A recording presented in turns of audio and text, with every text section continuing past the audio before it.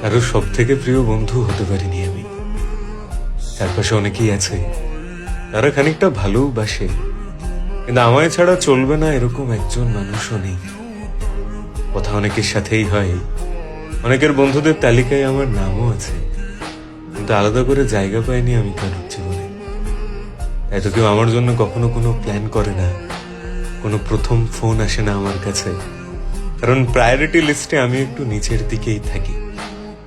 এরকম অনেক মানুষ আছে যাদের আমি খুব যত্ন করে সাজিয়ে রেখেছি নিজের জীবনে, কিন্তু আমায় ছাড়া তাদের জীবনে কোনো বদল আসবে না, কারণ সব থেকে প্রিয় বন্ধু আমি কারোর হতে পারিনি। আমায় ছাড়া সবার ঠিক চলে যায়।